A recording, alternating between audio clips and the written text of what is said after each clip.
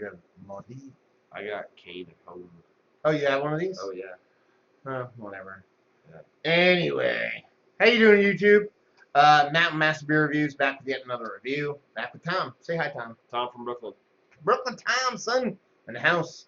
Yeah, doing a little bit of beer reviewing, and we are cracking into a 750 of, I don't want to say Solero method stuff, but multi-beer barrel aged blending goodness from the fine folks up at Russian Duck Brewing Company in Orange County, New York, and it is their part 3, which is their anniversary beer, which is a blend of a Glutenwine, their Dead Moroz, which is a Imperial Stout, and a Belgian Quad Aged Bourbon barrels.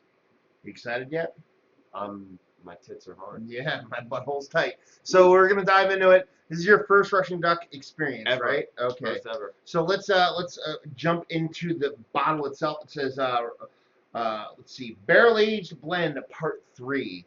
5-cent return aged ale aged in oak. Russian Duck Brewing Company is a small family-owned brewery in Orange County, New York. We are dedicated to brewing full-flavored and forward-thinking beer. That's it. They're doing the whole horror movie thing here. The last year was part 2, which is Friday the 13th, I think it was. This is part 3. They're doing with the whole Brewers One thing for taking and extracting beer out of the fucking barrels. I dig it. I like it. Not my favorite label, but let's just jump into motherfucking beer. Because honestly, their part 2 was so good that this is, yeah, I've been waiting to drink this motherfucker. So, stagger those seconds, right? So we have a multi-barrel aged blend. Okay, so first things first. When you're dealing with multi-barrel aged blends, I'm going to look towards carbonation because I've had some carbonation issues with Russian Duck beers in the past to where they've been a little bit undercarbonated. Still great beers, but it looks like it has enough carbonation to make my tickle my fancy. I mean, my carbonation has died. You have a little bit more of it on yours. I got about a half finger. If I give it a nice roll, I mean, I have legs for days. Like, literally, it looks, like, super thick to the point where, like, you could just run this over your glasses and gain a fucking percentage or 2 of my fucking magnification. That's how thick it is. I mean, it's dark. I mean, it's not stouty dark, but it's, like, somewhere between quad and stout, like, in color. A little bit of red on the edges. Yeah. But nice and dark. Oh, barrel and bourbon, baby. Yeah. Tons of bourbon, tons of barrel. Tons of barrel. And that's stinging the nostrils a little bit. Stings the nostrils. Yeah. It has that barrel I like too. It's almost like it's like a chocolatey kind of cherry cordial barrel-y kind of vibe. Like this, like really nice, like chocolate. This is the barrel I love. Yeah. This is the barrel I love, where like almost like a liqueur. When I talk about it, I've talked about it in my past reviews ad nauseum. It's like if you were to take like a cheese grater and grate a little bit of the barrel off and then kind of shuffle it and mix it with some milk chocolate. That's the kind of scent I'm getting out of this. And that's pretty much it. I mean, you're getting a little bit of beerness out of it, but you know, you're getting malt, you're getting you know, beer. But at the same time, it's all about the barrel. Yeah. So we're gonna just dive right in. See what we got. Cheers.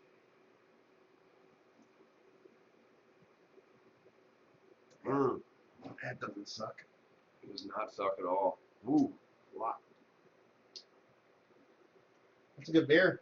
It's a good beer.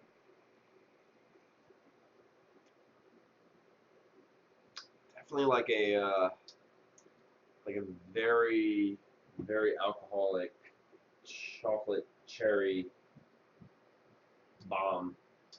Yeah, but it does have impact and it's high in ABV. Honestly, it drinks pretty easy to me. It doesn't actually have this like super overtly like abrasiveness to it. Not abrasive.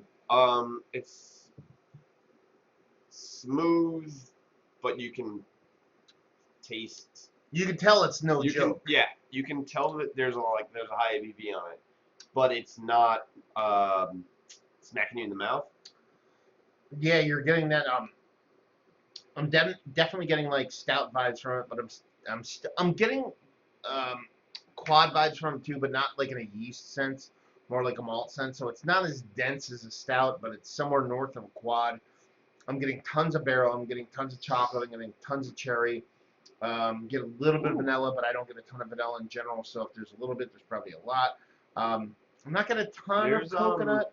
There's a lot of like chocolate raisin bourbon at the end, like a lot. And that's the fun part about it, is that you're getting this like kind of agedness from it, which I love. When I like, you're talking about like my favorite beers. You're talking about like your Thomas Hardy's and your old stocks and stuff like that. When it's aged, you get these like huge like dark fruit notes, and that's what you're getting. And that's where I think you're kind of blending that kind of dead Moroz stout with your like quadness, where you're getting dark fruits. Now this whole Glutenwine thing, I have no idea what the fuck that is, so I'm not tasting any of that. But you know what I mean? Because I don't have no idea what it tastes like. But in general, it's just absolutely fantastic beer. And this is the best part. And like we talked about this, me and Tom went out earlier tonight.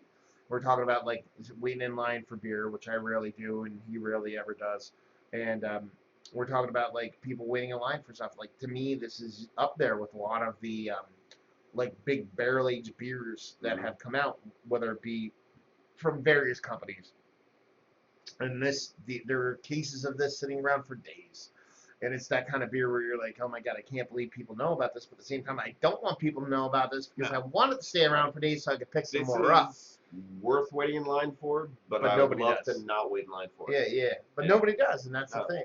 This is it's that raisinetty dark fruit followed by chocolate followed by bourbon, like alcohol but smooth. Yeah, it's like, let's put it this way. If you took a bunch of prunes and raisins, you threw it in a puree, maybe threw in a couple fucking whoppers, threw in a dash of cognac, a little bit of bourbon, and maybe some oak shavings. There you go. And that's what you have this beer. But the thing is, you just can't make that mixture and have it taste like this, so you have to go out and buy it. This is delicious. So yeah, the only thing I would knock this, if someone said, okay, gun to your head, you got to knock it for anything, is that the mouthfeel. It's a little bit thinner than where I want it to be. It's not thin, but it's like when you're talking about a huge hefty beer like this that's aged in bourbon barrels, the mouthfeel's not screaming to you like, oh wow, this is fantastic. And I think that speaks to a little bit of the carbonation issues that Russian Duck does have, because if it had a little bit more, just a touch more carbonation, it'd be a little bit on the tongue. Yeah, a little bit more. A little bit more. And again, I'm fucking nitpicking because it's an absolutely delicious beer. Last review I posted to them, same thing. I kind of fucking broke apart the fucking carbonation. That one was criminal bad carbonation now. But again, total nitpicking. It's an absolutely fantastic beer. So let's talk about it. Is it one of the better barrel-aged blended beers? Big barrel-aged blended beers I've had. I was like, yes. It's just that good. It's an absolutely delicious beer. What do you think? I think it's one of the better beers I've had this year. A lot of complexity. As you let it sit, it kind of rolls different flavors into the back of your mouth. There's a lot going on in this beer. Could be a little thicker, like you said. Yeah. But overall, like taste-wise, like a lot going on. Big fan. Value and availability. Availability, you have to go to the brewery to get it, but I mean, again, that's dependent on where you live. But for me, being an hour and change away, that's not too bad. Value, I think I paid $16 for this. $7.50. That's good. That doesn't suck. Given the last couple of reviews, what I paid for 4 packs of not so amazing IPAs. Yeah, no, pretty good. It is what it is. It's pretty good. And just say this: if you like what we like this, if you like good beer, if you like Solera Method beer, again, this is a multi-barrel aged blend, but I'm getting a lot of Solera Method vibes, whether it be your brewery cuvee or their anniversary series. I shouldn't say cuvee, or your cane anniversary series. I'm getting a lot of those vibes off this. So if you're into those kind of beers, if you're into deep, rich, complex beers, if you're into big beers, if you're into getting turned, you know what I mean? This will get you lit. So this will. But seriously, it's just, you'll enjoy getting turned. They make absolutely fantastic beers up at Russian Duck, and and across the board. And this beer deserves to be touted because it's just that good. And hopefully, people latch on to this brewery because they have a lot of love to share. Let's put it that way. So. I mean, if you like the brewery anniversary beers, Yeah, you will love it's kind this. of that kind of vibe, but different. It's as good. It's a little bit different, but it's as good in the same vein and probably half the price. Actually, it's exactly half. Exactly half the price. So there you go. Another review in the books. Hopefully, you guys enjoyed the review. If you did or you didn't, or somewhere in between, please leave a comment in the comment section below and like, subscribe, and all that fun stuff.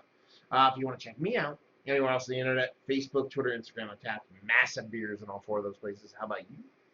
Instagram, KENSHIN 691. Dogs and beers. Dogs and beers, That's all I son. got. That's all I got. You do it like that, son. That's all I Anyway, got. hopefully you guys enjoyed the review. Hopefully you're enjoying a beer as good as this one. Yeah, baby. Hopefully. And hopefully see you next time. Cheers. Cheers. Yeah.